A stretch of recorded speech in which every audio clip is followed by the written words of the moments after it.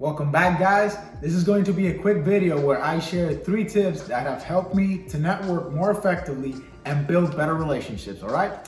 Let's get to it. Number 1 is to become the go-to person for a particular thing. These type of people are usually those who bring a direct solution to any issue you may be having. For example, who's the first person you think of when you're having car trouble? It could be your mechanic, or it could be a friend. Or let's suppose you're about to go on a date and you're trying to think of the places to go to. Who would you call to ask for restaurant recommendations? Most likely, a specific person came to mind for each scenario.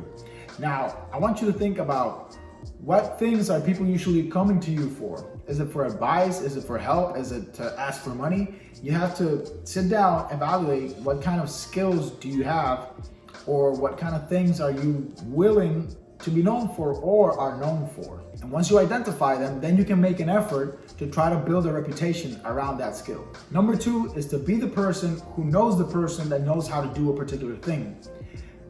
Some people might not necessarily have the hard skills to provide immediate value to someone, but they are really good at connecting others. And this is a skill in itself, because not only is this typically underestimated, but these kinds of people are usually included in all circles because they are thought of as the person who knows someone who can fix any problem. Oh, he knows someone. Networking is real. It's a skill. Being well connected and having different contacts you can reach out to is a very powerful thing. So this is something to keep in mind, even if you're still working on developing your own skills to offer.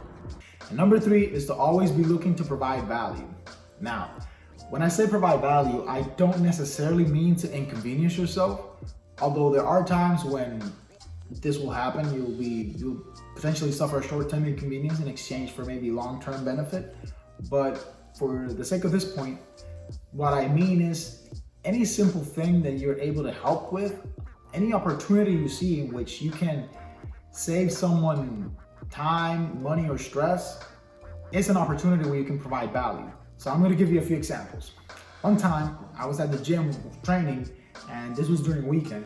I was working on my kickboxing skills and I was doing some bag work, practicing my kicks, when all of a sudden I see a janitor coming up to me with his whole equipment and everything, and he tells me that he wants to clean the floor, but he doesn't want me to kick him. So jokingly, right? So I started laughing, but for some reason I ended up having a conversation with the guy. Turns out he's a Venezuelan dude who recently moved around here, and he tells me that he's looking for a place to move because he's trying to move to a new apartment.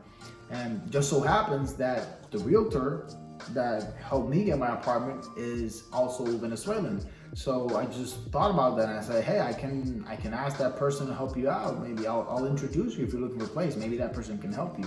And sure, I ended up giving him the contact information, and I haven't seen him again, so I don't know what happened.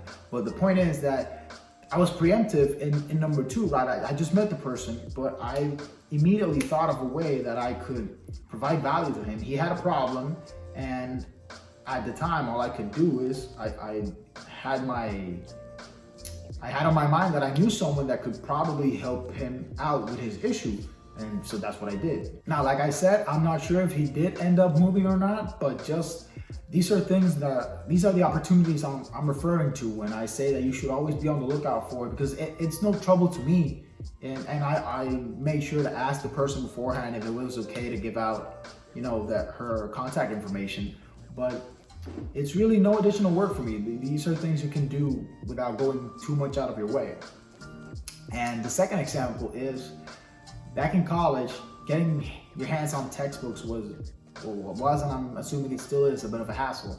They're either too expensive or they're never at the library available for you to get them. So if you are someone like me or know someone like me that knows a little bit of Google magic, you can pretty easily fix that problem, if you know what I'm saying. So whenever I was talking to someone who didn't have the particular textbook and I happened to came across it, I would give it to them, because it was really no trouble, no trouble at all, right? Copy paste.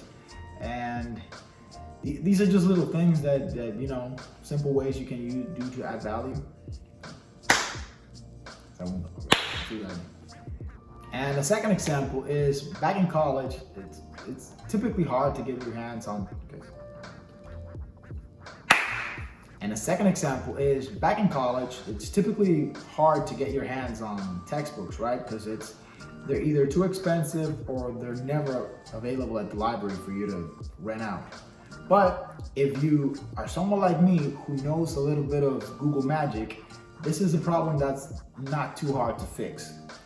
So what I would do is, if I happen to be talking to someone or maybe a classmate that I knew was having trouble finding the textbook, I would, I got them. I would solve that issue for them pretty quickly, copy paste, right? And these are little things that really don't take up, like I said, a lot of effort, let's put it that way. And you're actually providing great value to someone. And these are things you can do even. Best thing is to do them without someone asking. Just straight up do it. But the key is to do it without expectation. You have to give with no expectation. Because at the end of the day, value is subjective. What might not feel like work at all to you or effort at all to you could be extremely valuable to someone else. It all depends on your perspective and your position. And on that note, I'm gonna wrap the video up here. If you made it this far, thank you so much. If you have not done so, please click a like and subscribe. That really helps out the channel.